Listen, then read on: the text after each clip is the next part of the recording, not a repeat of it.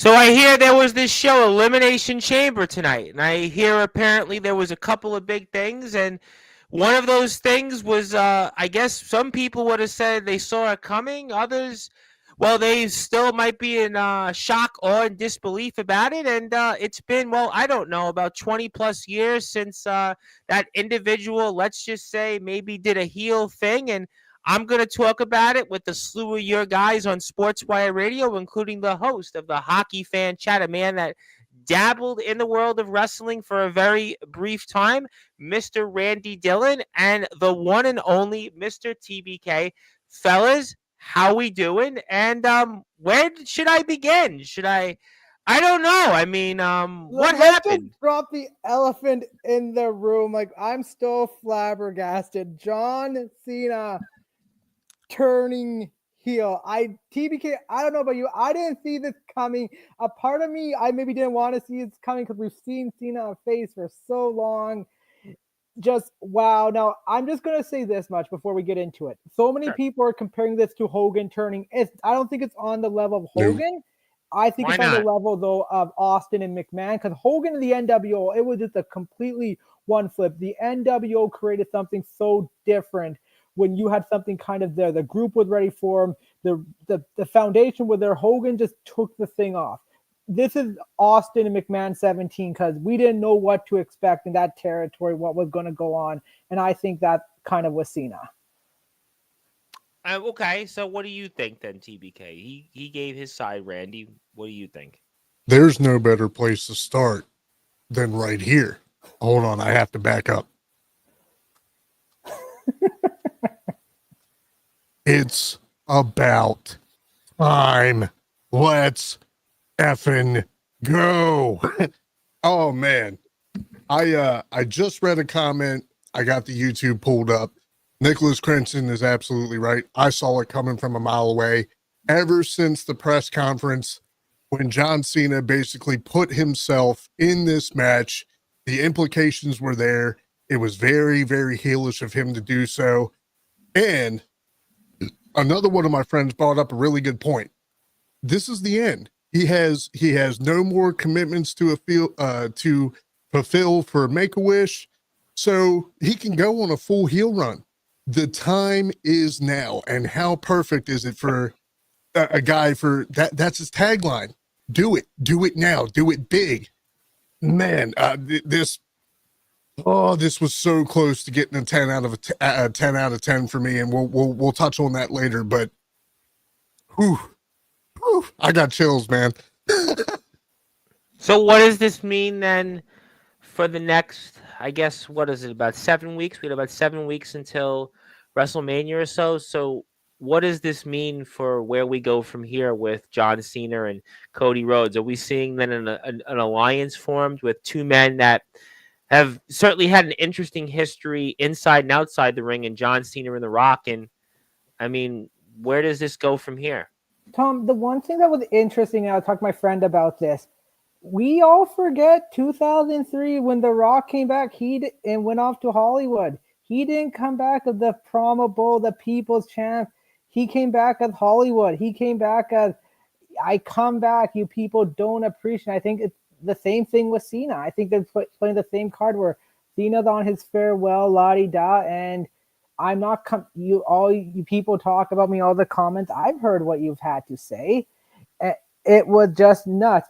And I had a buddy at Elimination Chamber. He just messaged me. I just want to say this. He said when Cena turned heel, the building was shaking. Well, let me ask you this question in wrestling history, right? You guys, some of you brought up Hogan. Other people brought up Austin McMahon in 2001, right? WrestleMania 17. But in wrestling history, where does this rank? I mean, is this the biggest thing we've seen this generation? I mean, those are, a long time ago. Most people that might even come on Sportswire regularly don't have any remembrance of watching that live, or in some cases might not have even been born. So for this generation, where does this rank with this John Cena turn here at Elimination Chamber tonight at the Rogers Center in Toronto? So here's my... I think sorry, Randy. Sorry. Yeah, I'm going to say that we've seen turns. We've seen Matt and Jeff Matt turning on Jeff. We recently the New Day. Yeah, it's not turning his, on- but it's not John Cena. John No, Cena it's is a TNA. We've generational. seen some turns. Like I think when Sting came back after had matched with AJ Styles and he turned and attacked RVD. Yeah, But but this is, I it's on know a what you're different saying, level. but this is John Cena. We're talking, like, again, he's in, that discussion with the Hulk Hogans and the Stone Cold Steve Austins and the Rocks and the Bret the Maybe Hitman Harts and, maybe the Triple Undertaker. H in '04 when he turned it back on Orton. That's maybe the only thing I could compare to. But this is still on a level of its own because there hasn't been something like a big star like this turning. Yeah, I mean, doing this something. is somebody that hasn't been a heel in 2 decades. You're talking about 2 decades, right? So we're talking 2003 was the last time John Cena was, I guess, for the wrestling people, a bad guy. So it's 20 plus years. I mean, I don't know of an instance where somebody in 20 plus years all of a sudden turned. I mean, I think, Rey Mysterio would be the other name. I don't even know if Rey Mysterio has really ever been a full. Maybe the Filthy Animals would be the only time I could think of that he was sort of a heel, but that's it. I can't think of anybody else. I mean, this is a guy that hasn't been a heel in 20 plus years, and that's why I ask, in this generation, where does this fall for people here? It could be you guys here, or people in the chat in general. I know there's a lot of people I'll get to as I see people want to talk about it tonight. Okay. That's 30 PK. I'll let you take the floor this one. So here's the thing. For the past 3 years, all we've had to ride off of was Roman Reigns. And Roman completely dominated his run. He was very, very convincing for all 3 of those years. Then Cody finally finished the story, finally won the belt. And we've been saying for a while, what's it going to be? What's going to be his moment? What's going to be the thing that finally makes us believe in Cody outside of him just winning the belt? This is it. This is the moment. If it wasn't Cody Rhodes turning heel, John Cena turning heel before Mania is just as big, if not bigger. You've I got, think as wrestling fans, I mean, you're going to remember where you were March yes, 1st, 2025. Where were you? Whether, Randy, you said you had a friend or most people that were watching it live, you're going to remember that. I mean, I don't know sure. in the last, 10 years, you brought up Roman. I mean, Roman coming back. I mean, COVID, I think, kind of hurts I that a think little bit. for Roman was more. We were begging for something different. The big dog. We were just. I also think when he did it was in COVID, right? So you're Yeah. talking about like that was in front of nobody. It was in a Thundertron, right? Make believe fans, right? No disrespect, but this was a live audience, a hot crowd, Toronto, Rogers Center. You could feel it from the beginning. The national anthem, and then you had the whole thing. Jade Cargill starts the show, right? The irony, right? Yeah. Jade Cargill starts the show, and then John Cena finishes the show, and you had these moments. So I think as a wrestling fan, there's not many days you could think of. Crenton brings up One Night Stand. Okay, but that's 20 years ago. But in the last 10 years, But Cena I don't wasn't know. even heel at One Night Stand. It was just the situation, like the ECW. Yeah, it was stuff. ECW, the ECW fan, that sure, he worked as a bad guy. But in the last 10 years, this is a moment you're going to remember where you were March 1st, 2025. Yeah, absolutely. I mean, if you look, like they said, just a couple years ago, it was a rivalry to, match any of the great rivalries in WWE that we were witnessing between Cena and Rock. And now these two are aligned against arguably the biggest babyface in recent history. I mean, come on, like this stuff is writing itself. And Rock was right. Shut the hell up, sit back, and enjoy the ride that the Rock's I going mean, to I take heard you on. Cody use an F-bomb here tonight. Right?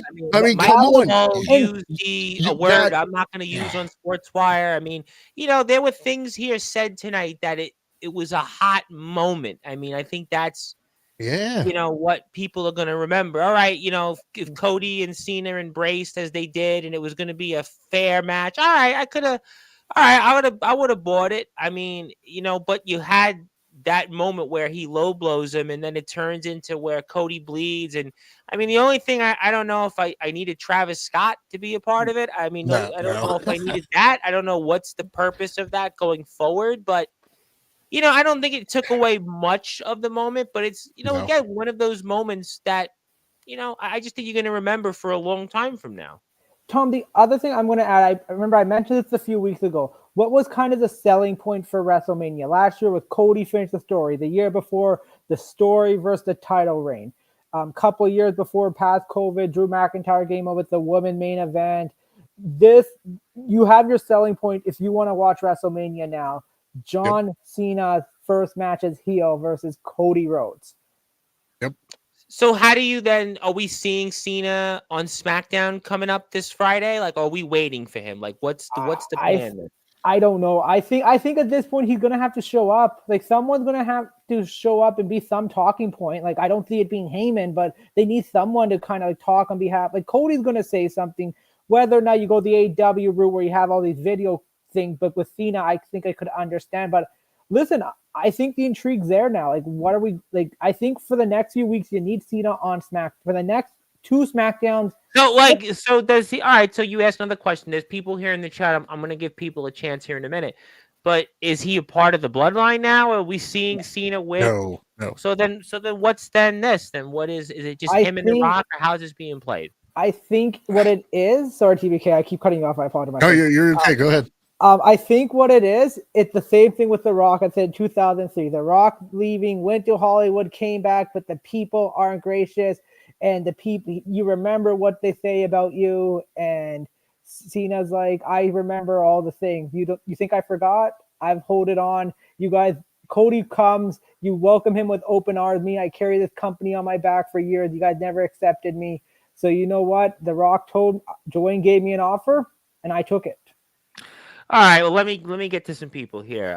My buddy Ryan Russell. By the way, Ryan, you'll be happy to know I'll have some Thunder Mountain Wrestling coverage here coming up in less than 3 weeks now. So stay tuned for that announcement very soon. Hollywood is evil. They needed a heel. Travis Scott is a Illuminati. Joe Dell, I'll get to Joe. Joe, hope you're doing well. Good to see you. Obviously, Joe, Rob Maraska's not here because it's WWE Chamber coverage. I thought about it, but I mean, I don't know if the Mets may have to wait till Friday. We will be back Friday. It's also easier to get the people to hate you. That would have never happened to Cody if he would have ignored Cena and had Rob Well, Rob Maraska would have gave us the Met report. He would have gave us, he would have gave us the Met scouting report. And Cody would have probably about how him and Eric Bischoff talked the children to make the Elimination Chamber. There would have been something about a Met moment, and Cody would have ignored it. Ox McCoy, the IMF Hardcore Champion, who had his own issues with fans, and I'll leave that at that. We spoke about that on Wednesday. Absolutely right. Cena played his role for that crowd. This isn't an FU to the fans, or as what I can do. This is a to the fans. So there you go with that. It was a crazy moment. Yeah, I think it's going to be one of those generational moments. Yes, we did talk about that. I'm going actually usually up down the list. He's worked as a heel, but again, situational crowd, no question. Ox said he fell asleep during the women's tag match, which was Trish and Tiffany Stratton against Nia Jax and Candice LeRae, and woke up the F-bomb and the low blow. He didn't miss much in between. I'm going to say something to Ox there. You know what? Yeah. I think it's unfortunate because with Trish and Tiffany versus Nia and Candice, what we experienced in that chamber, Jade Cargill coming out and taking out Naomi, the back and forth. We see some great moments from the likes of Roxanne Perez, Bayley, Alexa Bliss might be setting up something against Rhea Ripley, and then Rhea against Liv and Raquel, and then you had Bianca winning with Rhea coming out and then Io as well. So I think that match, it's unfortunate with how the card was. I think it didn't get the reaction it should have. It was not a bad match, but I just think... listen, I mean, the crowd, obviously the shock of Jade Cargill coming right out off the bat, attacking Naomi, which leads people to think Naomi was the one that attacked Bianca Belair, but we don't officially know that. So it was kind of a tough crowd to follow up.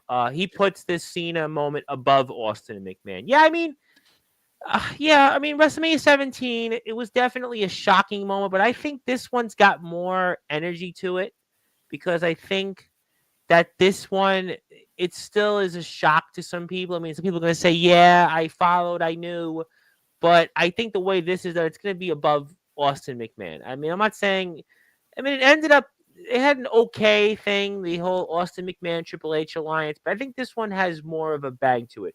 Ryan thinks it was perfect. All right, I think it was pretty good. Other than the Scott thing, I could have did without. How you doing, Zilla? Il Drago is here. He'll be back here in about 2 or so weeks. Hope he does what he would have done with new gear and a new Yep. theme almost. So will we see new John Cena gear? We're going to see him not in shorts anymore. We're going to see him I in. still think we're going to see him in shorts. I don't think we're going to see him in tights, but Is he rapping again, or we're not maybe. rapping? There was an interview that Cena did a while ago where he said that, like Cranston said back in 2012, he had a whole new wardrobe, he had a whole new theme, he had everything rocking ready to go for a big heel turn, but he just, because of certain things, he just couldn't pull the trigger. Like I said, this is it. This is the time. This is now. Like, if you really pay attention, I think that Cena planted the heel seeds right when he announced his retirement tour. Yeah, because Nicholas has that here also. Nicholas. well, does. no, well, I mean, I don't even mean at the Rumble. I mean before that, like he announces this big old tour, this big retirement tour, gets everybody to care about him, and he barely shows up. He hasn't been on TV except for the PLEs. He gets everybody to care about him, everybody to love him again. That's some heel ass shit to me. Well, I have Like, one of my buddies, Joe he's been Rosas. doing the groundwork since then. Well, one of my buddies in Brooklyn from the neighborhood, Joe Rosas, who doesn't really watch WWE anymore. He actually messaged me and said Cena. I guess he was watching it. So maybe it takes casual people and get them interested in it. Who knows? Yeah. 49 days. Thank you, Ryan, for that.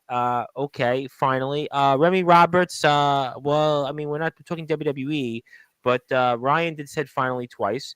Nathaniel Rage, of course, and he's Nathaniel 3 belts, and he had said he's here. I don't know what else he had to say. We'll come back to him. Who else we got? The women did awesome in the chamber for sure. Yeah, I think the women. Listen, Yeah. I think that the women's chamber match was great. I think if we were talking about the tag match afterwards, very tough to follow that because of just all that there. Who else we got here? KO and Sammy was crazy. Yeah, Randy comes back. Yes. Kind of. Does Randy almost you forget about Randy coming back here because of Cena or what? No. Nope. No. So Absolutely not. Randy was good the way he came back. He was gonna do the punt to KO and they stopped it. I think there was a connection with Randy coming back. If Randy Orton would have came back against anyone, I think it would have been easy enough to say, "Oh, you forget." But I think because the history with Kevin Owens, how he tried taking him, Kevin Owens tried taking him out, how it really all started, kind of before it started with Cody, but it kind of started really with Randy Orton, him doing that pile driver to him at first. So you connect the dot and you bring him back in the punt as well, possibly. That was. All right. Comatose, the happy belated birthday to Comatose. Comatose will be back on Sportswire very soon, about 2 weeks. He said, yeah, what a lot of people are saying, that the time is now for sure. Yeah. Absolutely. He wanted Liv Morgan to win the chamber. Well, were you guys happy with Bianca winning that, or you expected that, or what? It had to be Bianca. I couldn't do another Liv versus Rhea match. Like as much as how Liv has improved over the last year for sure, and has really developed and made herself a main stage, they just beat that. Could you have made a case for Alexa Bliss winning? They talked about her in Chambers. They talked about her being a 5-time champion. A good showing. Now WrestleMania is not her focal right now. Her coming back has every implication of her joining the Wyatt Six. And it's just as much as we love Alexa, as much as we're glad to see her back, WrestleMania is not why she's back right now. Okay, I mean, look, there are some people that other point, Tom, I would say if she lose to Rhea, then everything, her momentum would have just been out of stall unless you give her the belt. Well, the only reason I bring it up, and again, I know that they're pushing that maybe Rhea will lose the title in Buffalo on Monday, but Bianca, I mean, Bianca's always in the main event. Bianca, it's almost like a fatigue, right? I mean, that's why I say, again, I mean, it doesn't surprise me, but maybe there are some people that feel that there's a fatigue factor with Bianca Belair and a title. So I'm sorry. Sorry, TBK. My friend said that Bianca Belair is the female version of John Cena, right? At the point earlier in the career when he started off in success, you always around the title, always around stuff. That's where Bianca Belair kind of is right now. My theory The is Rock and Cena are on post show, or going to be on the post show coming up. So if people are watching that, let me know because I don't have Peacock in front of me, and I don't have. I think it's on YouTube. I think it's. Oh, it's on YouTube. Well, yeah. I mean, I'm on YouTube now. I can't really stream Okay, it. I'm just checking. Somebody here will let me know what it is. It's Coma. So we'll get live feed updates from people here in the chat. 3 to 4 matches were amazing. I guess then the one that wasn't so amazing was the women's tag, right? That's kind of where I mean, it was okay. It was all right. But my theory on the women's chamber and why, obviously Jade went after Naomi. I don't think it was Naomi. I still think it was Bianca. And I think that Jade went after Naomi because Naomi was out in the open. Bianca was still on the pod. I think that if they want to do something with Jade here right now, if they want to give her a really big statement and make her look super strong, they pin this on Bianca and have Jade cost Bianca because Bianca is getting a little stale right now. She is the John Cena of women right now. Jade attacking Naomi the way she did, she looked about as good as ever. She looked brutal. She looked strong. She looked pissed off. Keep that momentum. Keep her on fire right now. All right, let me get to some other people here in the chat. I might have to watch the clip again, but I think Bianca was in a triple threat match when the attack happened. I'll have to go back and watch it. But you might, yeah. But I think the one thing I mentioned about Jade is everyone was waiting. When is she going to break out? Get a win from the tag team. We had to be patient and look. She came out like $1 million. How her swag was, how her attack was, her movement in the ring. Like this is someone from we were all excited for a year and a half ago to show up to now where it's just. Oh, maybe you're getting that moment now. Who else we got? Alexa is Comatose's favorite wrestler. I mean, I could see that. Female-wise, female. Hello. Who else? Comatose said to send a message to Bianca about the Jade thing. 94,000 people watching the press conference live right now. Wow, kill Tony numbers. Wow, 94,000 people. Wow. Okay, well, that's crazy. I mean, speaking of people that want to talk about it, Remy Roberts, my friend Remy Roberts. Last I saw you here, you were battling with Dante Okara. You told me you had some thoughts on the chamber, and what did you think about John Cena? I mean, are you cutting a promo on John Cena or Cody Rhodes like you would Dante Okara, or what? I mean, wow. Growing up, the man that started it all for me, the reason I got into this so heavily, and basically, I grew up on reruns, right? My family was always showing the reruns. According to my mom, I'm somehow related to Jake the Snake. Can't verify that yet. So before we maybe Okara, you'll use that when you battle Okara again. But go ahead. So that's actually in the works right now. Me and him have a battle on IGPW. I did see his promo today. Just submitted my final promo for that tonight. We'll see how that goes tomorrow. Sure. Alejandro W is next. But to see the guy that I grew up on, whether it be Dr. of Thugonomics, Chain Gang, Cena, Hustle, Loyalty, Respect, to see that kind of turn, I'll admit I'm a little heartbroken, but I saw it. Yeah, it's definitely it's got a shock and awe. It's got that shock and awe feel. That's it was a shock and awe factor, but at the same time, I saw it coming. I was like, this is something that.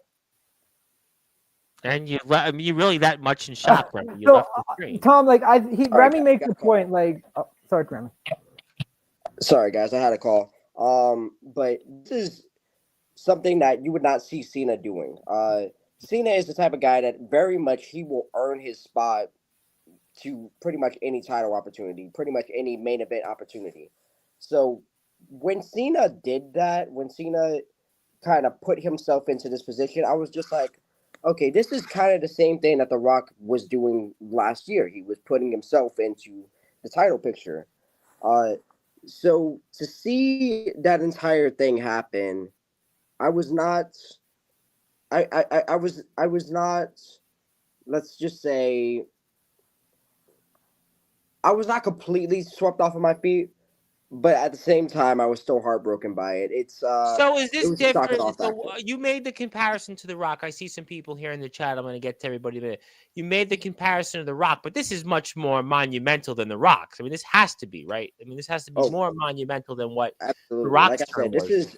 this is my guy. This is my day one guy. Yeah, because my I've friend Joe Rosas, not even hasn't watched WWE. I don't know since I used pre-COVID. to Texted me. when I was a kid. I used to get my hair cut in that horrible 2010 Cena high and tight haircut. Which Cena wishes he had in the I'd back go to of his head now. school. I'd go to school in my John Cena t-shirts. Art class, we could draw whatever the hell we wanted in elementary school. I was drawing John Cena versus Triple H in Hell in a Cell. Like this is my guy. And with the entire Mardi Gras scene going on in New Orleans, I actually Yep. didn't get back home until about an hour into the pay-per-view. One of my buddies is just like, "Yo, Elimination Chamber is on." I'm like, "Oh shit!" So I get onto Peacock as soon as I can.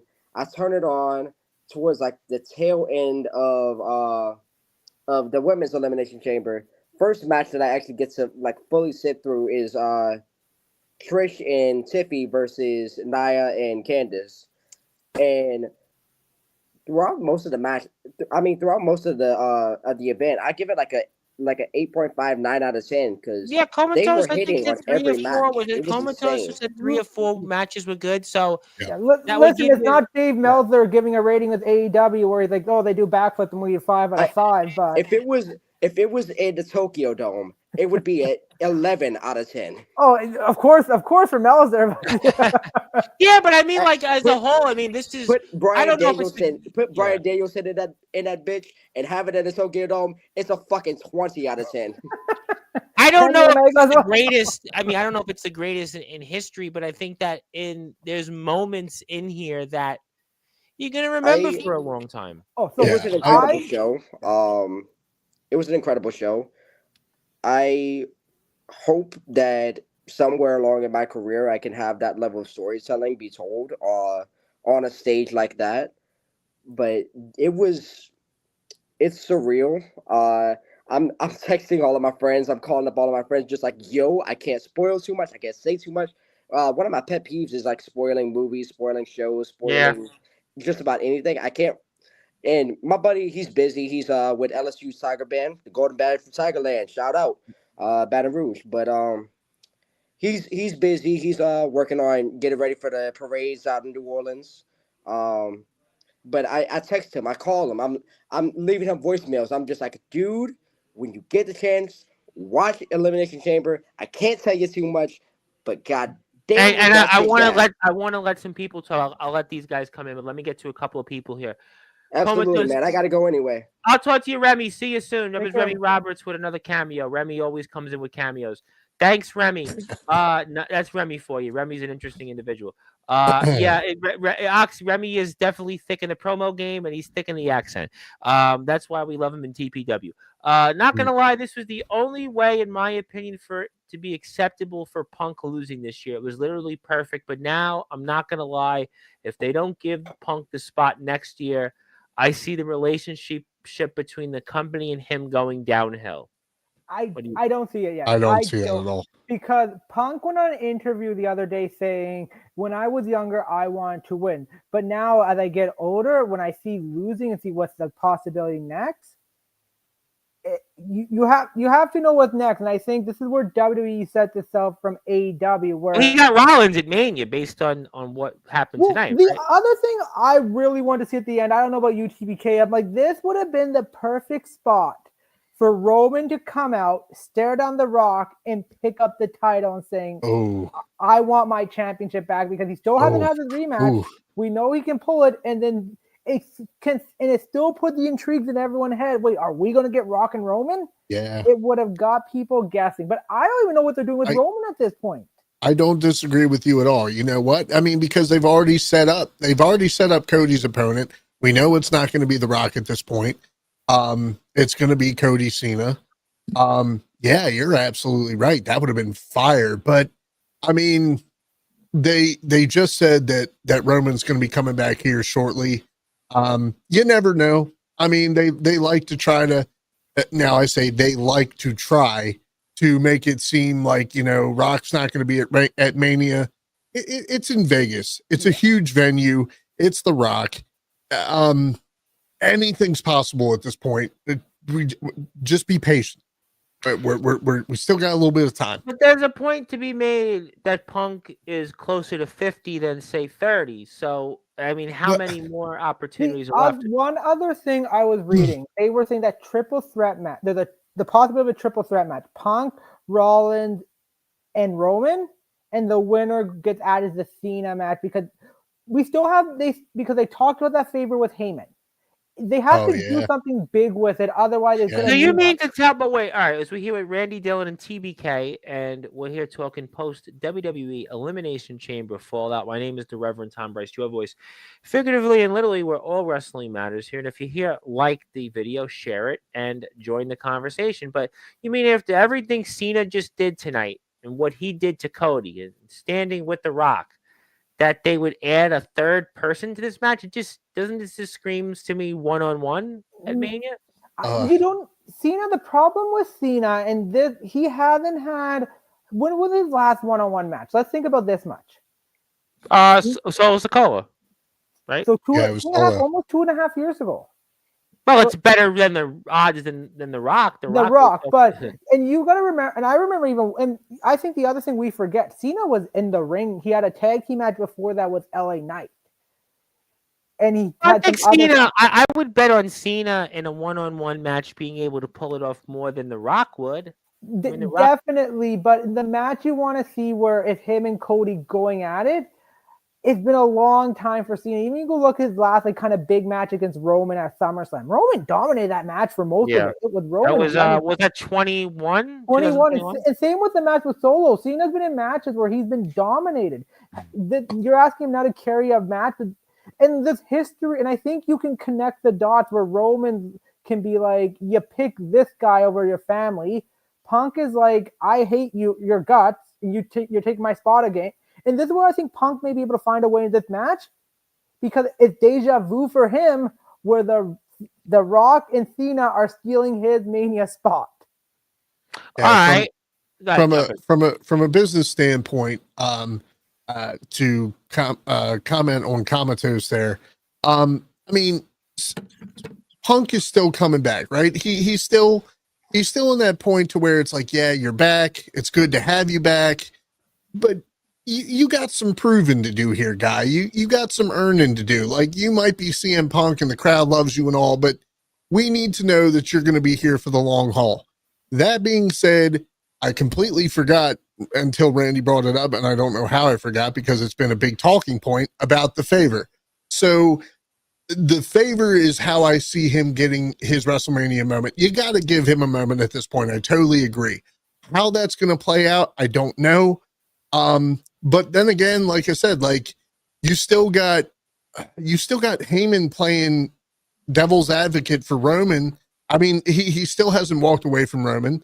So, yeah. I mean, dude, I am so on board with you, Randy, about like, I really think if we're ever going to get Roman and Rock, like, just because now that, like I said, the path is set for Cody. Yep. And I would love to see The Rock, you know, push Cena into being a heel, like pushing those buttons and all that. But I agree with you. I would love to see Roman just come in and intercept all that and just break all that up, just so that we can finally get what they've been teasing us with for years. Let me get to some more comments here. Sammy and Kevin stole the show. Well, I don't know if it stole the show because of Cena. I don't know if it's hard. I mean, it was a good match. It got its flower, I would say. They had but I don't. It's hard because of the Cena. if Kevin Cena is- didn't turn, I think you'd probably be right. But I think Yeah. because at that moment, Yeah. but it was definitely Randy coming back. It was a great match, and then, now, and forever. That was a good one there by Ryan. Who else we got here? Thank you. Yeah, Zilla loves and appreciates the John Cena heel turn. I wouldn't mind that, but they could make it be the main event of night one. But I do see where you're going with that. He thinks Roman would get dog walked in a triple threat, though. He thinks he would get dog walked in that. What do you guys think? No. Between triple threat with who? Triple threat, right? We're talking about we talking about Rollins and Punk, right? That's just the triple Rollins threat. and dog walk? No. It's No. Roman still like Roman's been in this route. Like Roman is the real Roman's like Maybe he's Brock. talking about in ring sort of ring. No, I like ability. Roman now where he's at the Brock Lesnar, where Lesnar was coming in and out, and Lesnar was just so dominant. Yeah. Well, I'm gonna let the man himself tell us. The man who's. Oh shit. Okay. We'll let him What's hear. up, man? Tell me why. Are you there? Hello. Hey, hi. I don't know where we were. I'm so sorry. I was trying No, to get that's on okay. the stream. I figured I'd send you the link because you had a few things to say, and I figured why not pop in. So we were just talking. Yeah. Sorry. So we were just talking about the part where you said Roman getting dog walk in the triple threat match between Rollins and. Oh, with Seth and Punk. Yeah. I think it only makes sense if he gets dog walked in that match. I really only think it makes sense because if you really logically look at it, he's in a match with someone he almost never beats in Seth Rollins. And then on top of that, the other guy in the match that he is with is a guy that always beats the guy who always beats Roman. So if 1 + 1 equals 3, I'm pretty sure that plus that would equal Roman getting his ass whooped. I mean, I feel like Roman is due some real redemption. That we got the chair shot, right? But we still haven't gotten a Roman victory over Seth. So that would be the time to do it. Wouldn't you agree? I actually, if you ask me, I don't think Roman is quite yet due any redemption anything because we just saw him go on a 3-year run with the title of not getting pinned. You know what I mean? To be completely fair, Cena had his long run of getting completely embarrassed at Cena hasn't won WrestleMania he hasn't and won having his big so losses. So I think it's about Roman's time. So you think it's too early? You think it's too early for a redemption arc? I think it definitely is. I think it's possibly a year too early. I feel like if we're gonna have a redemption arc for Roman, it needs to start with The Rock, or at least. I agree. I 100% agree. Like I said, I've been saying forever. Like the fact that this match didn't happen a year ago, 2 years ago, is criminal at this point. And if it doesn't happen at 41, then do we really give a shit about this match anymore?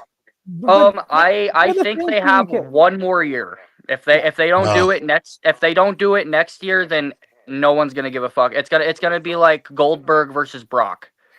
Yeah, right. Well, I don't know. Goldberg and Brock still had a lot of hype. I think with with Roman and Rock, it's now become the boy that cries wolf story. You keep saying we're gonna get it, we want it, but eventually people are just gonna be like, whatever. The other thing with Roman is I look at where the point he is still the moneymaker in the company. And we saw in the rating when he came back in September doing War Games. He still dragged the revenue. You can't kind of do that to him if he's still there willingly. Now, if he's going to decrease his role like Cena, then definitely you can put him down the road. He's going to be losing matches. But if he's still planning to be there and still be a kind of your big money maker, you can't put him down that quickly and start making him lose all of a sudden. Otherwise, why wouldn't you just let Solo beat him, or even at this point put him in a match with Jacob and let Jacob take him down?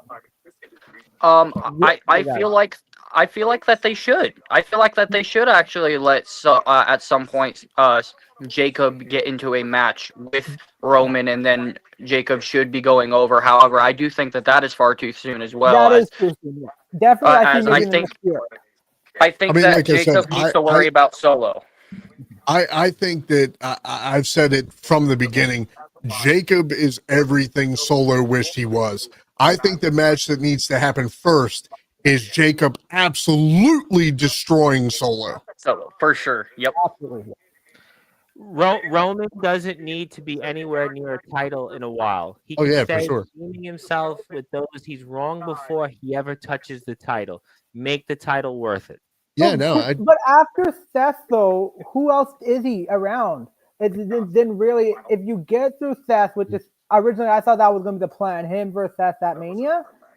Once you get through kind of that, where do you put him? Are you going to put him like a guy like losing? Are we going to see like what we saw in 2012 where Cena was losing guys like John Laurinaitis for crying out loud? Or do you? If you ask me, I feel like the only place you can go with Roman from here is either he needs to get into a feud with Seth or he needs to get into a feud with Punk. Which, if he gets into a feud with Punk, you can then draw that out all the way to SummerSlam. However, that then bears the question of what the hell do you do with Seth? yeah, I would much rather see Roman and Seth just because of the history. Like I said, we got the chair shot, but we haven't actually got the match, the matchup, the fallout from Mania. You know, I think I agree.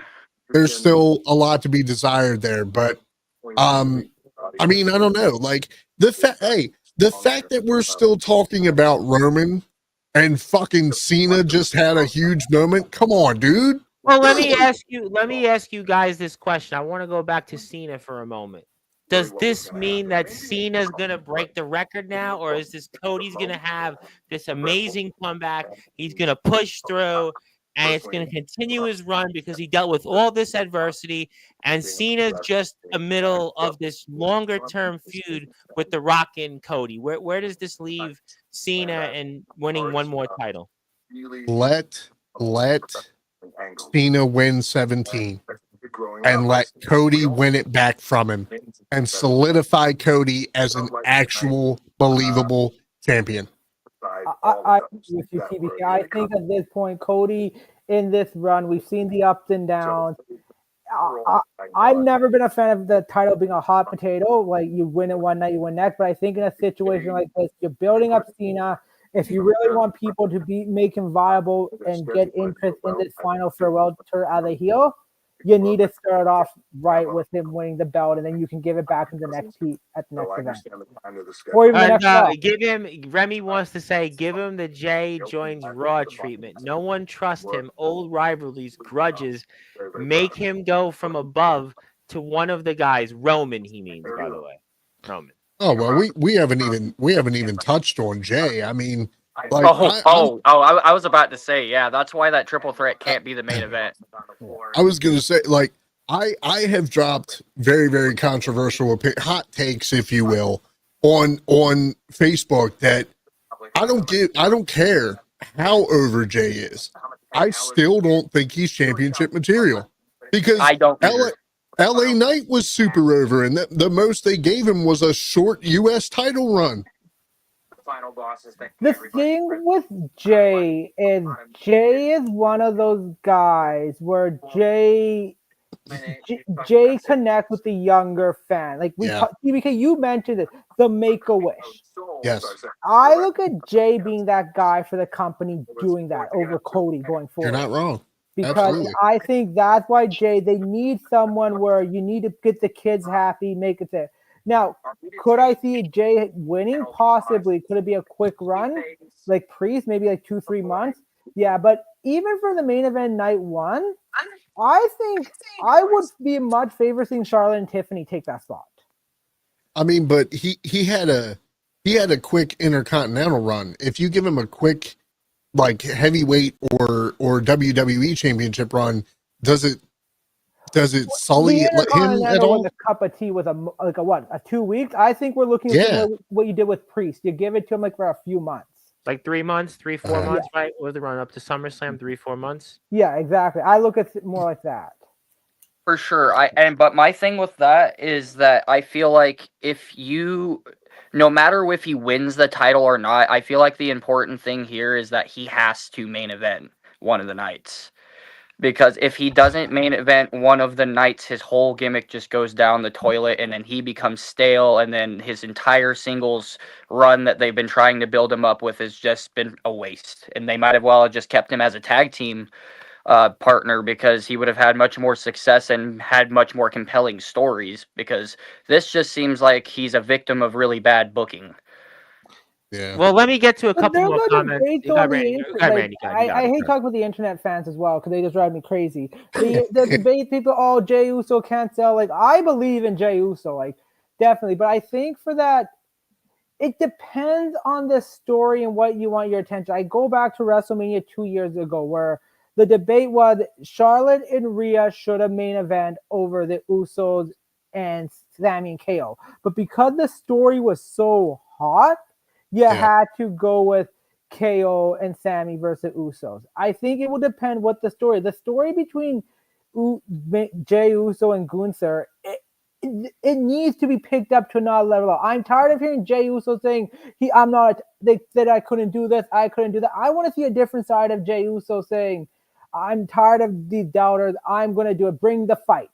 Like, I want to see, I'm tired of Jey Uso just cutting these promos saying, I'm this, I'm that, he's done. I want to see him bring the fight to Gunther, because it's now, we have to see something different to make it a believable if you want a main event night one. And it all depends on what the story is. All right, let me get to a couple of comments. Hold on, Tom. Hold on. 1 sec. Sorry. I attribute Jey Uso to a modern day Jeff Hardy.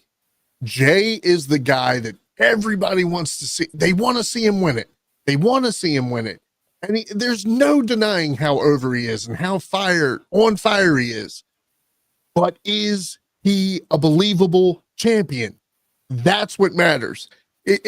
Yeah, everybody lost their damn mind when Jeff won the WWE title for the first time. But how long did he hold it? Not long at all, right? I mean, it's just coffee. Facts, bro. Cups of coffee.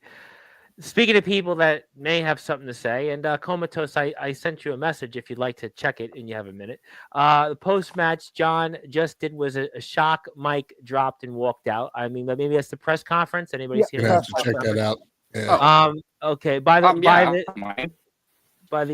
way, going from hated to the hated, being appreciated, respected, and redeemed through burning back bridges. Okay, what does that mean? I guess to about Jey Uso there. I think, well, Jey Uso came back. He went to Raw and he had to kind of build his way up. And I think that's talking maybe by the same thing with Roman. But I think Roman kind of already did that. But like you saw with Sammy, you saw he took down. So like it could be more. But I think Roman is still at a different level than what Jey Uso was starting out though. Yeah.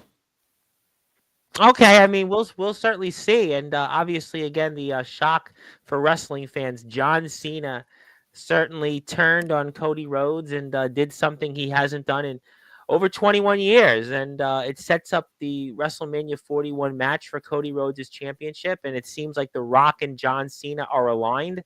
That has been something that we'll, I guess, have to, see what SmackDown will hold, and we'll see what else happens. And also Jade Cargill returned.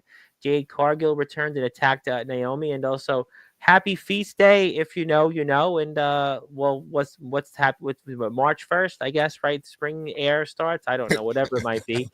But also we had Randy Orton returned. And speaking of people that are here to return, Just Wrestling, Anthony, WWE only. Nothing else about this company and that Cena company. Mark 101. WWE Yeah, only. you're a Cena Mark, and you predicted wrong that Cena would turn heel. WWE only tonight. Hey, okay, no. What I predicted was he was going to turn heel on Mania. I didn't predict that he was going to turn heel tonight. All right, that's so what shocked. shocked To be I honest, said no, fool. Don't so lie what to did me. what did you think? I would never guess. I didn't. Never. I told my buddies everything. I said Cena's going to turn heel at Mania, which then solidifies his WWE title run as his first WWE title run as a heel. And so when he turned heel tonight, I was like, oh my God. Which it makes for a great story. But I don't care. I'm a Cena Mark. Beat his butt I gotta keep this PG. You know, I'm Yeah, not keep trying to hear that button. because we don't. We just Keep we were his blab- butt. We were in Let's bring this blabbermouth.net the title other back. day. Let's Yep. bring this title back for a little bit. Yeah. Put this back No. to But WWE he TV. didn't. But he didn't Please win it yet, don't. though. He didn't win it yet, though. Not yet. Not yet. We got 49 days. So I mean, do if, you if all they right, bring Anthony, back the so do spinner you belt, that think would be he- awesome. That Do would you be think cool. he beats Cody Rhodes? That was kind of my question a few minutes ago. Did you? Do you think he Yes. does? He should. He's He going absolutely to should. he's going to beat Cody. And I heard y'all talking about Jey Uso. Jey Uso, yeet, is going to beat Gunther No, at ye- WrestleMania. Hey, listen, we Wait, have what? a difference, but You we have a right? difference. We have a difference. But John Cena, I told everyone was winning the Elimination Chamber tonight. No one believed me. Everyone was like, "No, it's Oh, going I to would be have CM believed Punk. you. It's going to Oh, be I CM want. Punk." No, my didn't heart want wanted Punk Cena so to bad. win, but I could see it. Dude, I don't. Hey, yo. Hey, James Taylor, you're looking at the Cena mark. You know, All right, there. so Anthony, enough. This James Taylor's not here. I want I don't see it. WWE. To, But I don't no, want to hear I about. want, I just want Anthony, people to call me a mark. I don't care if I'm a mark. I don't. Like, I'm one I of the know biggest. people's names I'm one are of the marked. biggest.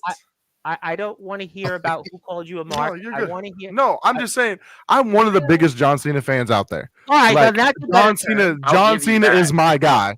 Like, John You can Cena have is my that. guy. So, well, He you is- have all he is- right. So, as a John Cena fan, because I got different Oh, guys yeah. here. I got Oh yeah. CM Punk fans. I got Undertaker fans here. I got different fans. We're gonna get Dr. Thugonomics back. We're He's gonna 40, see like that. what's he? 47 now. Can he pull that I off? don't care. I I don't think care. he'll pull off raps, but I don't think he's gonna go back to full Doctor I hope I he would doesn't. hope not. because I I would think that hope was not. more just him. Because I remember listening and they were saying this was just more saying, "Hey, try this." I out mean, as a Dr. Dre character." and Snoop Dogg reunited, and it didn't really sell as much as they hoped. So Hey, I don't know at this point. Let's be honest. The Doctor of Thugonomics was something that Stephanie McMahon Yep. took a chance on, and thank God it worked. Okay, so you're 21 years past that, man. I don't care. Do I don't care. 21 years later, we could do it again. something. And Oh, then dude. Andrew Reid We said word could. life. I I love- guess Don't I guess don't do it. word life. I like Look, the seriousness in his face. Like Hogan trying to promote his beer. Don't do it. The only difference is John Cena's not gonna have a lawsuit at the end of it.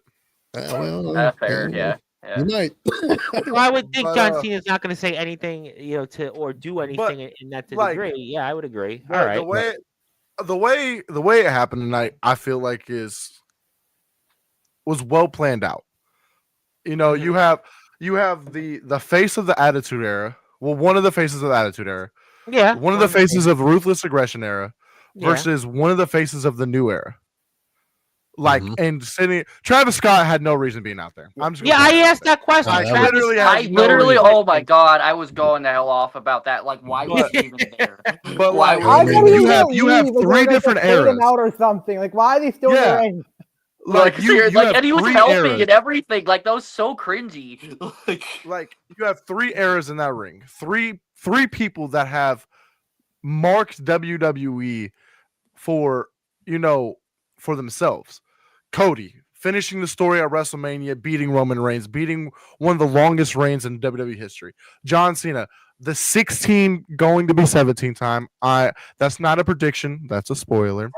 Okay, Paul. And then you have The Rock, one of the headliners of the mid to late 90s.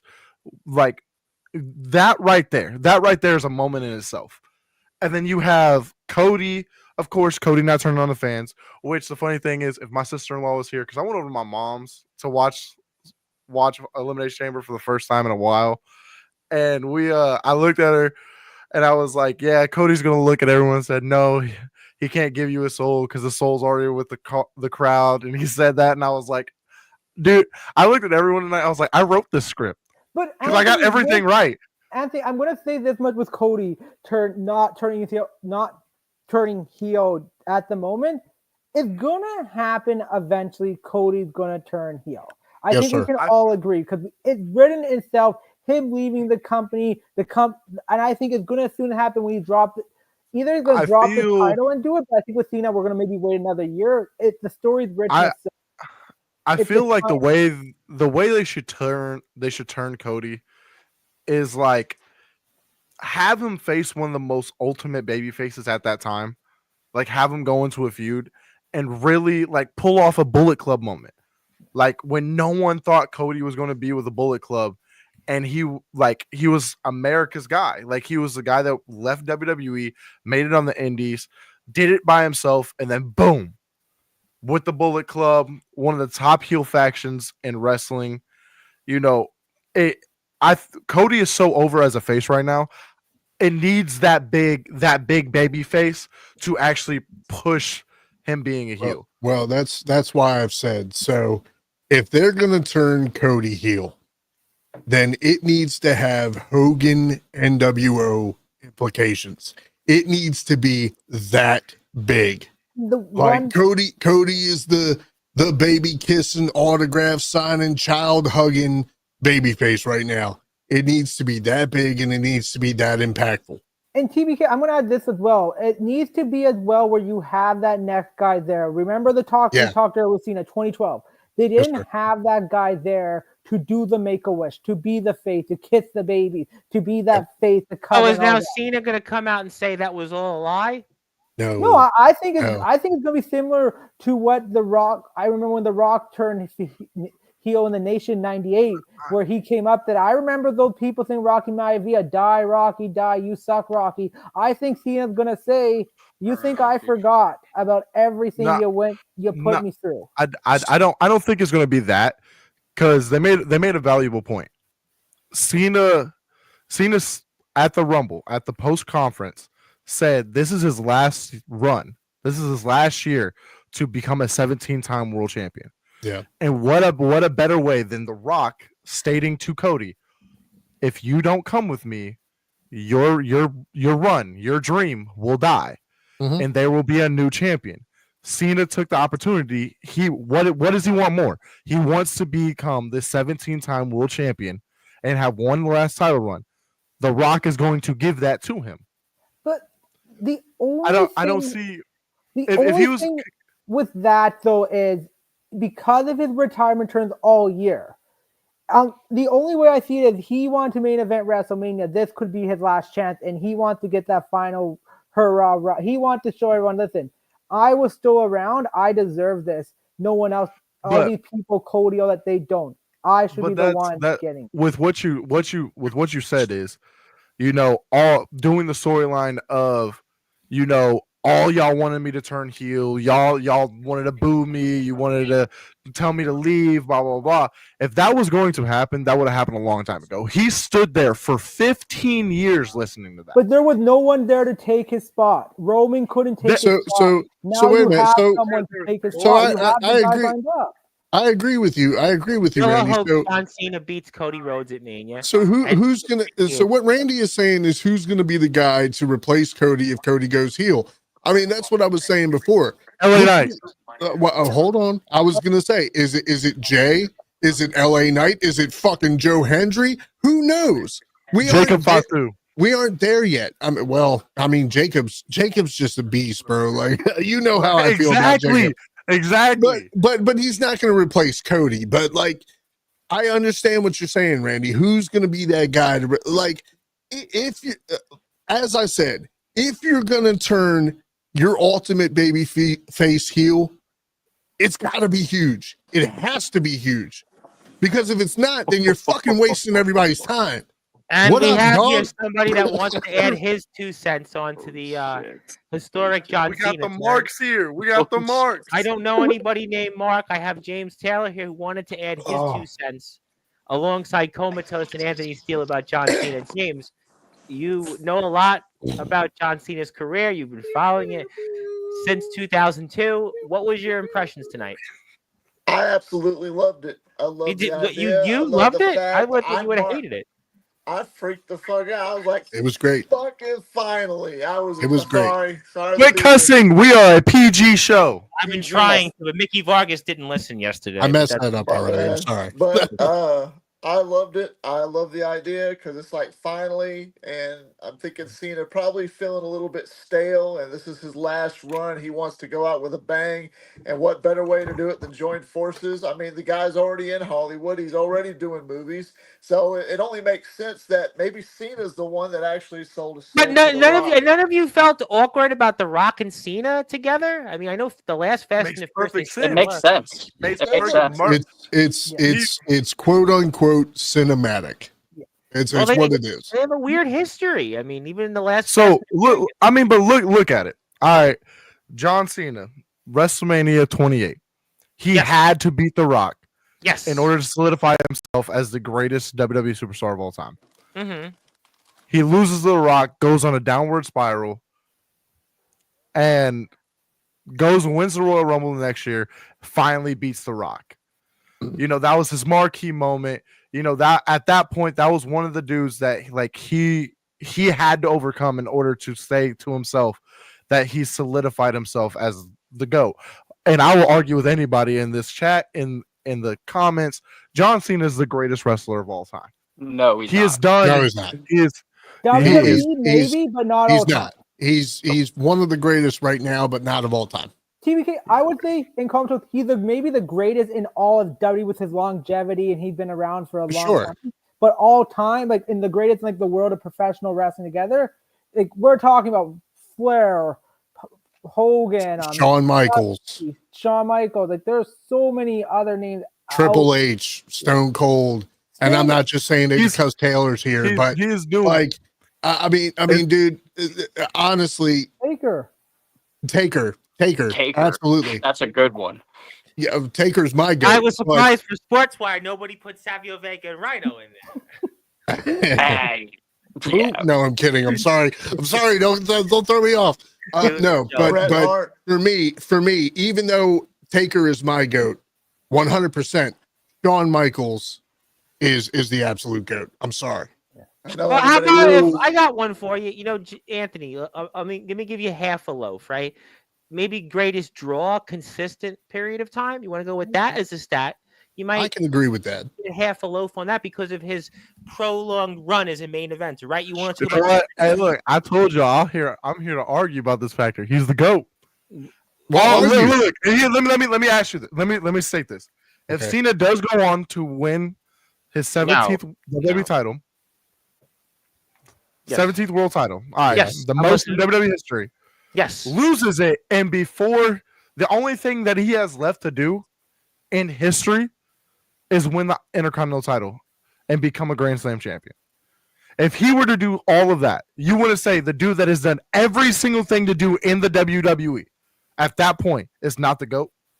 I would still have Taker absolutely above not. Cena because I think the time Taker was in and all Taker did elsewhere, and Taker still could draw as well. Like Taker, I think like Cena is one of the greatest, but to put him things the greatest all time above Taker, Michaels, Austin. Well, I think Triple people are H. going to be. I think people are going to be supportive of the Undertaker because of his run. Pretty much, I would say like 9 months into his career as a main eventer or around the main event. So you're looking at it, not to compare him to like Tom Brady in football, but his career is basically on the top of being in the main event. Cena might be as a draw, I don't know what the metrics are, in terms of who's Cena the Mark 101 right here. I'm sorry. I know a lot of people named I- Mark, but I don't know a Cena Mark. I know plenty of Marks out there named with first name Mark, but I don't know But- anybody. I will never take anything away from you from what Cena has done in the business, out of the business, in the ring, out of the ring, whatever. I can't. Nobody can. But No. there are just so many other people that have come before But him. that have made- even WWE is labeling him as the greatest WWE superstar of all time. Yeah, but I mean, WWE I says got- everybody's I- great. Hey, I have hey, to look, intervene.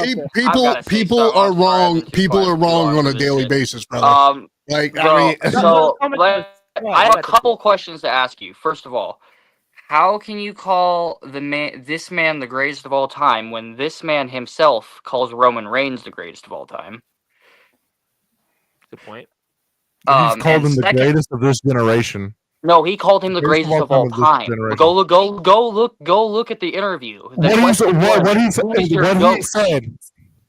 What he said in that interview was if Roman Reigns can continue doing what he is doing right now, that he could surpass him. He could surpass Taker. He could surpass Michaels, Austin, Rock, Triple H. He could surpass them and become the greatest of all time if he continues what he's doing. But he's not the greatest right now. Yes, for the last 4 years, if you want to be technical, the last 4 years, Roman has been on top. Roman has been the biggest draw in WWE. I will agree with you on that. I will agree with you on that. Yes, absolutely. You're right in one major point. For the past 4 years, absolutely. But you look at the other guys that we've mentioned: Shawn Michaels, Triple H, The Rock, Stone Cold, Undertaker. 30 plus years careers, bro. I mean, yeah, Cena's still in the mix, but look at all the time he took off too. He accused The Rock of doing the same thing that he fucking did. He went Hollywood. TBK. Come on, bro. I think that wrestling, it's always a different metric versus other things because you don't have a statistic or you don't have a let's say. Well, I'll make y'all this promise right now. When I make it to WWE, I'll never go to Hollywood. I'll never sell out for y'all. I'll never sell out for y'all. Y'all are my fans. Y'all are my people. I love you. I'm gonna stay in the WWE. Anthony, let's get you there first. Because Skrilla, who on Sportswire, is a candidate for the program, the ID program, which you're gonna see more about on Tubi on Wednesday. But get there first. The one thing I will say with what happened tonight was everything that happened told a story. Yes. Every single thing. Sure. Women's Elimination Chamber, storytelling. To take out Naomi at the beginning, not even let her compete, told a story. Well, Kevin Owens versus Sami Zayn told a story. Yeah, Joe Dell said it stole the show for him. I mean, Joe Dell. If you want my match of the night. Hands down, match. Y'all said it. I mean, there's a couple people here in the chat. I'm sorry. As much you put Kevin Owens and Sami Zayn, who have had a 15, 20 year rivalry together in Toronto, in Canada, in an unsanctioned match. No rules, no nothing. They not only told a story with their wrestling, they told a story with their words, everything leading up to it. The build up, it was beautiful. It was absolutely beautiful. I'm sorry, but I will have to say, I'm ready to argue. James, you want to say something? I want James Taylor to say something. Go ahead. I like to add to that because I'm such an old school guy and I love it. The story they told was great, even though despite how long the rivalry is. But like when The Rock comes out and he gets the goosebumps, when Orton's music hit, I got the goosebumps. And to see Orton come out there and he's just the total package. And that emotion, that's what I feed off of, is that emotion. That emotion Kevin Owens was showing, like, oh my God, he's here. And then Orton getting in there and doing what he did. That punt. Everything about that was that foretelling story. To agree foretelling it. And Anthony Steele. Yes, it's possible. Like, that's my thing with, I understand, like, don't get me wrong. The matches on this card, this was not a bad card. No, the matches delivered where the match. Randy said 8 out of 10. Yeah, the matches delivered where it needed to be. Yeah, there's going to be some botches, especially, no offense, in the tag team match tonight. There were some botches. There was some miscommunication. A little slower, right? Trish is not the same Trisha we knew back in 2002, 2003, 2004. Yeah. But I will honestly say, as a wrestling fan, as a wrestler, the storytelling that from start to finish, just in the match alone between Kevin Owens and Sami Zayn, stole the show. Because you have which match would you say is the match of the night? The men's Elimination Chamber. Hold on, and why do you say that? I'm not even gonna lie to you, and I'm ready to argue this myself, and this may just be recency bias, but for the exact same reasons that you are saying about Sami Zayn and Kevin Owens, I'm ready to argue that was one of the better Elimination Chamber matches of all time. So because I'm gonna throw this in, commentators. I was at the 2018 Elimination Chamber. it was not the greatest. For everyone there, they got their money worth because the chamber told a story. Everyone had a role, and you could see the direction going where just not someone taking a pin for someone else going out. We don't know that everyone had a role to do with the story, and I think that would sold the match. If you agree with me. Interesting. I mean, go ahead. I would agree. I would absolutely agree with you, and I'm not ready to call it the best one. Of course, I'm not there yet. What I am saying is it's one of the best of all time because of the amount of storytelling, because of how well the storytelling flowed into other storylines and how everything played out. And I'm not even gonna lie, even the one sore thumb that I thought was in the Elimination Chamber match, which would have been Logan Paul, he actually performed pretty freaking well. But hadn't he done that? And again, I'm not the biggest Logan Paul fan. I was once stopped in the street by somebody that reminded me in my home community how I should not be a Logan Paul fan for different reasons. I'm not going to go into that here. But I mean, hasn't he delivered though in a lot of spots? I mean, people can say what they want about his character outside of WWE, but his ring ability. I mean, Anthony, I hate to make the comparison to you sometimes, but ring ability is very good. You if you focus more on that, you probably get a lot more. If you do, Hey, look. So is Ricochet. Ricochet's ring ability is amazing, and he's playing for the minor leagues now. Me and TBK has had this conversation. Logan Paul as a person, crappy individual, Absolutely. but his in-ring ability. But that's the matches he's had. Again, with what y'all said, who trained Logan Paul? Shawn Michaels. Shawn Michaels. Well, Shane Helms was brought up. I think. Yeah, Shane Helms helped, but it was mostly Shawn Michaels training with Logan Paul, one of the greatest in-ring workers of all time. Shawn Michaels. Don't suck off Shane Helms. He was one. No, you're right. I would say. Here's the littlest thing for me, and I want to see if you guys can agree with me. You guys might be like, oh man, it's such a little detail. But the only reason why the Joe Dell agrees with him, by the way, the Sammy and the Kevin match didn't get like a 10 out of 10 for me. I wanted to see a little blood drawn. It was supposed to be a really personal match. It was supposed to be personal and volatile and aggressive. I wanted to see a little blood, but other than that, I think, dude, at this point, if you're bitching about the Elimination Chamber tonight, you're fucking spoiled. You got 2 great returns and you got a huge heel turn. No, what I don't the think fuck are you not happy about? I think if you're a wrestling fan, you got what you wanted. What do you want to say? It's like I'm going to say 2 things about Logan Paul. One with Logan Paul, I think he is made for what WWE is, the character. Like as we said, he's perfect for it. The person, he really is. He's controversial, not the greatest, kindest, whatever. But as a professional wrestler who has that gimmick and can perform in the ring, he has delivered, and that's why he's doing what he's doing. I love how Logan Paul's stealing my thing. I'm controversial, but I'm good in the ring. The thing with Sammy, I keep telling you, Anthony, your ring ability is what you need to focus on, right? And Tom, the thing with Sammy and KO, I was trying to remember some of the unsanctioned matches we've had in WWE. Yes. Like I look at the Triple H and Shawn Michaels match. I look at some of the NXT non-sanctioned match because let's be honest, the Shawn Michaels and Jericho unsanctioned match was something it was not the greatest, but you look at that Johnny Gargano and Tommaso Ciampa, you look at Adam Cole versus Kyle O'Reilly.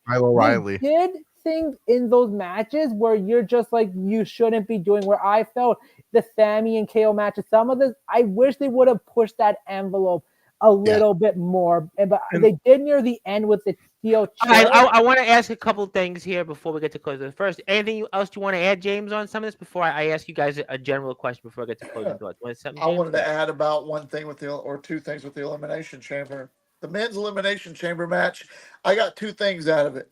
One, obviously, the big talk of the night is Cena turning heel. What that was basically he had his Hulk Hogan moment going to the NWL. That was the second biggest heel turn in history, maybe in my opinion.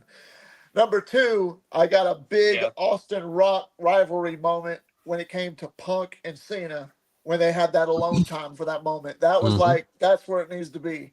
Punk, Cena finally, because everybody remembers 2011 and their Yeah. big feud, and My I love that. And then I mean, honestly, I'm digging it, and I'm ready for WrestleMania. So my if you want my I want to put on like my opinion on one thing that Randy and Comatose were talking about Yeah. earlier. If you want my opinion on what I think the greatest Elimination Chamber match that like really gave you that heartfelt moment, Yeah. 2017. The night I got Bray a better Wyatt one. won the WWE Championship for the first time. Every person and the funny thing is every person in that match had a reason. Had a reason to be there. You had Bray having his moment, having the doing the one thing his dad and everyone could not do, is win the WWE Championship. You had AJ Styles telling the story of he just lost the title to John Cena, tying the record with Ric Flair. You had Cena, who just tied the record with Ric Flair with now the WWE champion for the 16th time. You had Dean Ambrose, who was on a rise of a lifetime, who lost the title to AJ Styles. You had Dolph Ziggler, one of the greatest sellers of all time, going into the feud with Baron Corbin at that time. And you had Baron Corbin, an uprising superstar Who at the that time, WWE is trying to push. At the Yes. time was So every single person in that match, why I love that so much, every person had a reason to be there. I'm trying so hard not to cuss, and I'm doing good. But you're good. WWE doing good, Anthony. But Good. that's what I felt tonight. That's what I felt tonight with the Kevin and Sammy, is they gave them that moment because like in my honest opinion, I thought Randy was going to come out during the match, but they gave them men that time to tell the story. I'm with TBK. I wish there would have been blood. You brought barbed wire out, but no blood. Makes no sense. Makes no sense. But that story, the story they told, Sami Zayn came in that match not 100%, fought for his life, had a great back and forth with Kevin Owens, in my opinion, a Ring of Honor style match that they used to have. And then Kevin Owens wins, tortures Sami Zayn, goes back to do it again. Randy Orton comes out, makes a save, beats down Owens, goes to be like, all right, tit for a tat. You want to end my career? I'm going to take the move that's ended and put out a lot of people. Kevin Owens goes, rolls out of the ring, sets up for WrestleMania, where we're going to have everything right there. Tonight, you cannot have a better storytelling pay-per-view, and this is one of the best I've seen in a long time.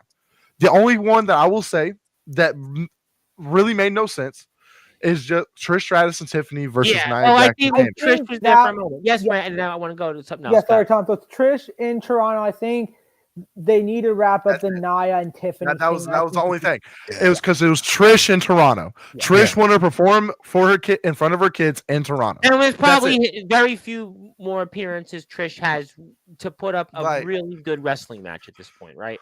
But like that's my thing. One, everyone knew it's Tiffany and Nia. It's over. We're about to get Tiffany Stratton versus Charlotte Flair at WrestleMania. Yep. Candice LeRae hasn't been. She is stuck to speed. She is the current women's speed champion.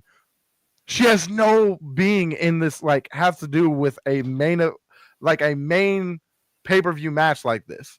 Like WWE's not even giving her a push.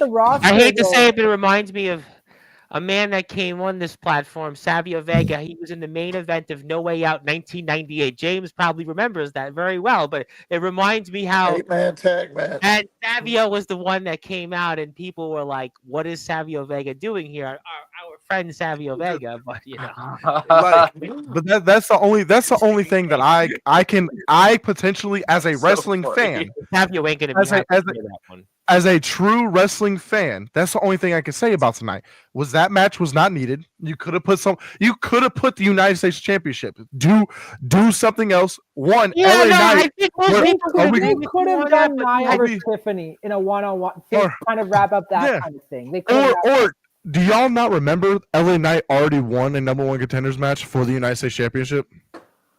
Yeah. I think, and now he's back in another one. Trish's 25th year anniversary. I think it's just one of those that, you know what, it's going to be a mulligan. You know, it's like, listen, you know, people are going to have those things look, it's like the opening act of a band, right? You're gonna have, there's gonna be bands that are gonna be duds and others that aren't. Let me get to a couple more Well, things. to me, 2 seconds. I got Anthony, 30 seconds on your yeah, point. I'm gonna be done. I gotta I'm move gonna be done. Yep. Okay.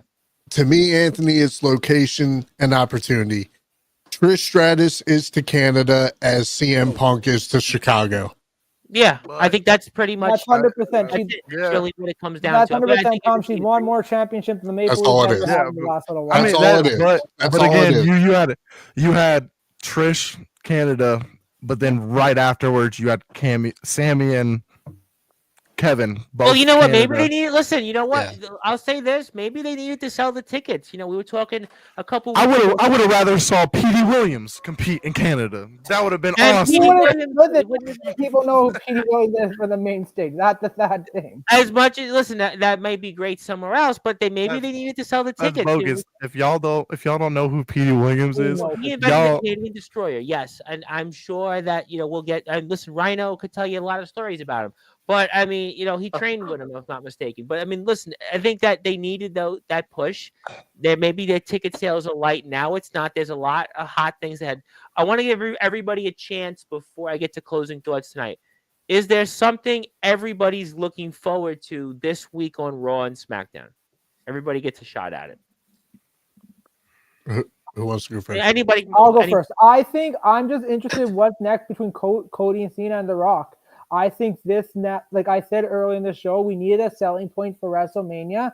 You got your selling point to why you want to watch this year Mania. You want to see heel Cena going one-on-one against Cody Rhodes. And I think this is what are going to get people tuned in to watch now with 49 days away from night one of WrestleMania.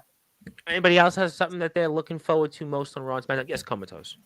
So actually, surprisingly, what I'm looking forward to the most is how much Jay is probably going to up his performance, just because now his main event spot is in jeopardy with the upcoming triple threat that may be coming up in Rollins, Reigns, and Punk. Interesting. He's vulnerable. Interesting. So maybe that gives him another thing. Yes, Anthony. The one thing I don't. Side note before I say about Raw or SmackDown, I don't see them putting that match over Jay versus Gunther. I highly, if they do, no offense, horrible marketing for WrestleMania. Jey Uso busting his butt to get that spot, to get a world title shot at WrestleMania. If they put Roman versus Punk versus Seth as the main event, I'm sorry. Cool. Punk got his main event finally, but Jey Uso beating Gunther in the main event of WrestleMania night one.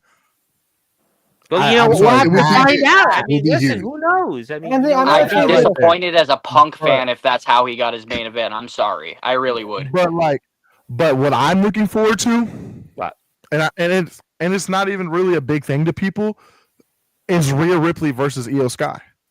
That women's world title match is going to the main event of Monday Night Raw is what I'm looking forward to, because the match that I want to see at Mania, which I've said would be a Fire Mania match, Rhea Ripley versus Bianca Belair. Two of the biggest rising stars. We may not get it, though. We may not get it. I'm sorry, but we've already seen Io Sky versus Bianca Belair. We've had it. For the women's world title. For the women's Maybe world they title. want to revisit that. We just have to find out. Bianca versus Rhea, literally the finalists of the Royal Rumble when Bianca won to face Sasha Banks to win her first women's world championship was Rhea Ripley and Bianca Belair. To have a full circle moment at WrestleMania between Rhea Ripley and Bianca Belair, that right there is going to prove, that match is basically who's going to prove who is the best female wrestler WWE has at this time. That's a good point. Who wants to go? I got James and TBK. Who wants to go? You want to go, James? Go ahead, James. Well, I was just gonna say my thing, and then I was gonna go. So, but I want to add to what I think is gonna happen. And then we'll let you go. WrestleMania predictions, and real quick, the two best chamber matches would be the very first one, obviously, Shawn Michaels winning the world title, and it was just badass in Madison Square Garden. But number two, you want a lot of storytelling, you want a lot of emotion, and it really deals a lot with Triple H and Revolution, New Year's Revolution 2005, Triple H's second Elimination Chamber win. Badass match that leaded up to Batista obviously going to WrestleMania 21 to win his first world title. Thumbs We all down know one. Yeah. that. But those are badass Elimination Chamber matches. Here's my take. Cena was, I don't know if anybody caught it, but Cena was saying, "I'm so sorry to CM Punk." I did when he see kept that. That's how counting I out. knew he was turning heel. I knew it right then and Yep. there. Yep. So Seth Rollins cost Punk the title or his opportunity, but I still think Punk and Rollins will be in the main event of WrestleMania in a fatal four-way elimination style matchup. My predictions is that it's going to be Punk, Rollins, Cena, and Cody for the WWE title, because Punk has every reason to get to Mania. Rollins. This is probably his last chance, and he's going to do everything. He's got 49 days to find a way to get there. He's going to get there. That's what I Well, believe. we'll He's going to find get out. there. Now, Seth, not only does he can't stand Punk, but it's the fact that now Cena just did the ultimate FU to everybody in the company and joining The Rock, and everybody's pissed at The Rock and hates The Rock for being the company guy and the final boss. Well, we'll find out. That's interesting stuff. Yeah. And Very they all want that one thing, and that's the WWE Championship. But I'm if calling you're gonna, it's going to be a fatal four-way in the main event at WrestleMania. Punk, Rollins, the only Cody, and Cena. the only fatal four way I see Punk and Rollins being is Punk, Rollins, Roman, Drew. Yep. No. Punk, Rollins to intertwine I tell every you single what, storyline. we will I definitely know. find out in Elimination Chamber 2002 at the Garden. I remember that very well because that was in November, and that was right around the time Guns N' Roses played Madison Square Garden. Why do I remember that? They had 30 Seconds to Mars opened, and it was about bands that sucked opening. Sorry if you're a 30 Seconds to Mars fan, but I'll see you later. yeah. Let's see you, James. Yeah, but great stuff there. And TBK, what are you looking forward to next for Raw and SmackDown this week? Okay, so for the foreseeable future is obviously what happens with Cena, the fallout from tonight. The imminent future, Malachi Black. He's coming, and he's coming soon. And I've been a fan of Malachi ever since NXT. I can't wait to see what happens when he comes back. Triple H, please use him. Please use him well. They've done fantastic by Penta so far. Please don't fumble Malachi again. All right. Well, you know what? A lot to digest and pack here, or unpack, you might want to say. Obviously, we're looking forward to Raw and SmackDown this week. We were on the road to WrestleMania, 48 days, depending on your time zone. And we'll talk about it at some point Friday night. And we'll talk about it probably between 10:30 and 11 o'clock. So if you have a thought or two, join us. I want to thank everybody for tuning in. And let me get to some closing thoughts. I want to go to closing thoughts. Comatose, forget about that. Yes, 30 seconds, Anthony. 30 seconds. Hey, all I need is like 15. And for everyone that is WWE mark, don't forget to go pre-order WWE 2K25, where you get a 7-day early release on March 7th this Friday. I've already pre-ordered mine. Go out and pre-order yours. That way I can see who can beat the storyline faster than me. Well, you know what? That's what I'll be doing. Probably not, but you can play it for me. Let me get to closing thoughts in the meantime. Randy, I'm going to go with you first. I'll pass the baton to you and fire away. For sure, Sam. Thanks. It's always a pleasure. Great meeting James and Commodore Anthony. Always a good to see you. TBK, always a pleasure. Just going to make a couple of notes here. So we all talk about the internet marks as well, saying the competition between AEW, WWE. Listen, if you want to know why WWE is at the level they are tonight, the perfect example. Definitely a lot of people felt going to this WrestleMania season before tonight, things felt blank. We didn't know what was going to have Triple H booking question, but tonight, this is why they are the best at the game, because you look at how the story were told, with starting off with Jay Cargill, the match with Sammy and Kevin, the return of Randy Orton, the Elimination Chamber, John Cena turning heel. Everything is set for what's next, the next 7 weeks of WrestleMania. It is going to be a fantastic ride. We now know what we're going to be intrigued for. I'm looking forward to, like I said, there's so much to be talking about. Even past, you got Gunther and Jey Uso, Tiffany, Charlotte, possible Rhea and Bianca, or a triple threat with EO going back to their NXT days. Then you see what's going to happen with Drew McIntyre, possibly Damian Priest most likely AJ Styles and Logan Paul. I don't think if we get this is going to be a great match. So definitely it's going to be intrigue and a ride. So I'm looking forward to what's going to happen and looking forward to Friday. Hopefully, Tom will get to talk about what Yes, happened. we're going to talk about it. We're going to definitely talk about it for sure on Friday. Friday, going to definitely be here. Yesterday, unfortunately, we had Mickey Vargas who came late. We were supposed to have him early, and he showed up late. But we'll be here for sure Friday night. We'll definitely talk about all of it. You want to follow Randy, you can check him out on Instagram, and we'll definitely talk about it. What a lively show tonight. A lot of people wanted to talk about Cena, I think was the talking point. So I'm sure Anthony will say that when he gives the last word. And thank you, Randy. And TBK, let me pass the baton to you, and the floor is yours, and take it away. Hey, man. Great show as always. And thanks for having me. You know, this time of year is special. This is when, you know, wrestlers, marks, whatever you want to call them, we can all come together and give our opinion because wrestling is hotter than it's ever been. Okay. There is so much going on in WWE, and Randy pretty much touched on all of it. You've got Cena, The Rock, Cody Rhodes. Like I said, you got Malachi Black coming back, Penta coming into the company and absolutely killing it. The New Day's heel turn. There's so much going on. Like, this pay-per-view absolutely delivered in a way that you can't complain tonight. You can't complain tonight. Jade looked great. Randy came back. Cena turned heel. It's set up so much that if you're not happy at this point, then you're just bitching. You're just bitching to bitch. Yeah. And shut up. Just shush. Yeah. You know, like wrestling is so on fire right now. It is a great time to be a fan. It is a great time to be a wannabe commentator, which I am. Tom, thank you so much for allowing me to be here. And we had a lively discussion. We had a lot of people popped in. People were in the chat. Yeah. A lot of people. Cena definitely, I think, made it where people wanted to talk tonight. There was a lot of people, I think, that were really. It was an iconic moment for sure. Whether you after tonight, we are officially on the road to WrestleMania. That's it. It's WrestleMania season, baby. What more could you ask for? Let's go.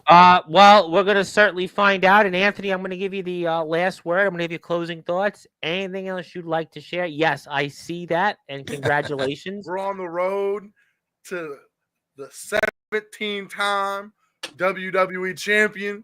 But we'll find out. We got 48 days. John Cena is the talk of the town, the talk of the world, and like I said, I believe that same as TBK, same as Randy, this pay-per-view, this PLE, whichever you want to call it, delivered everything it needed to. Mm-hmm. And leading up to WrestleMania, we're gonna get even more matches, even more marquee moments leading up to WrestleMania. We're going to have returns like Malachi Black. We're going to have championships that are going to be unveiled to be defended. I can't wait to figure out who is going to face Braun Breaker at WrestleMania for the Intercontinental Championship. AJ Styles versus Logan Paul. Would love to see it. You know, I'm still rooting for it. Joe Hendry for WrestleMania 41. I'm so ready. And you know, this right now, I will say, is the best time to be a wrestling fan. Yeah. Right here, right now is the best time to be a WWE fan. Because right now they are hitting every single aspect that anyone could ever feel. It's emotional. It's literally, it hits every emotion that anyone could ever ask for. Mm-hmm. And also it is getting physical. It is becoming some of the most physical matches that's WWE seen in a very long time. And WrestleMania, 49 days away, we are about to possibly have one of the most stacked WrestleMania cards in history. Yeah. And all I'm going to say is It is now time to buckle y'all seatbelts and let's go for this ride. Because in 49 days, the wait will be over, and we will finally be able to see what Triple H's real vision for WWE is going to play out. I think that that's a lot of great points. I think that a lot of people have a lot to be excited about as wrestling fans. I think that if you enjoyed this show, I'm sure you'll have a great bunch of shows to get you ready. And yes, I see that. Congratulations on that. And thank you to everybody that's tuned in. And also thank you to Comatose and James Taylor and Remy Roberts. Remy Roberts was here from TPW, was here and said a few things. Have you met Remy yet in TPW? I don't know who that is. Oh, okay. Well, they beat Dante Okara or wrestled Dante Okara, promo wrestled him, but we'll go with that. But I do want to say hello to tomorrow night's guest at 10 o'clock Eastern time, because I have on pro wrestler, the Alpha Zoe himself, and the Alpha is going to be here. He's actually wrestling a guy, Vito Fratelli, my old friend, who's in the PWI 500 the last 2 years. He's going to be part of a really big match. It's the return of the Wrestling War Zone. Most of you are a part of that group on Facebook, and I'm excited about that. And Zoe's got a lot to say on that. I'm very excited about it. I want to thank my old friend Darrow Johnson for setting this up here. He'll be here at 10 o'clock Eastern time. I'm going to ask Alpha about maybe the WWE ID program. I'm going to ask him about maybe Anthony Steele. I'm going to ask him about Jacob Fatu, and I'm going to ask him about Vito Fratelli and those wrestlers that he's wrestled in there. So looking forward to that. I thank Darrow, and I want to thank, obviously, Alpha for the great opportunity. It's been a great last few months. And Jack Delta, of all people, would like to say that Cena's turn is genuinely the most brilliant move in WWE history. That's interesting. It's an interesting take. You know, it could be one of those moments. I do think it's going to be a moment you're going to remember where you were March 1st, 2025. I would say to Jack, it's a late move, but it's a great move. I think wrestling fans are going to remember, where they were. I think that's whether you were a fan of Cena or not a fan. I think it's going to definitely get people talking at the water cooler. Like I said, my buddy Joe Rosas, and it used to be beautiful Bay Ridge, Brooklyn. Not as beautiful anymore. It's still got its parts, but he even said, "Wow, Cena," and people were texting me about Cena. So that tells you that. But and the retirement tour is unprecedented. That's a good point. The retirement tour in wrestling is unprecedented. And we got a lot to talk about on Raw and SmackDown. And yes, hello to Mr. Delta. Hope he's doing well. And everybody else out there for tuning in. Thank you so much. And thank you for everybody tuning in recently to Rhino and Savio Vega and King's X Doug Pinnick. Wait till you see who comes on this week. I'll leave that at that. But thank you so much, everybody. My name is the Reverend Tom Bryce. You have voice figuratively and literally. We're all wrestling fans. We were joined by TBK, Randy Dillon. We were joined by James Taylor and Comatose for a little while. Remy Roberts, who Anthony hasn't met yet still, but Anthony Cena is a John Cena fan. I don't know any Mark Cenas, but I do know people with the last name of Cena. There actually is somebody in Brooklyn with the last name of Cena. Actually, there actually is a Cena. When I see them, I'll let you know, Anthony, that I've met them. But again, you say hi. But until then, thank you so much, and I hope you have a great night. I'll see you here 10 o'clock Eastern time for the Alpha Zoe, and have a great night, and enjoy the rest of the wrestling.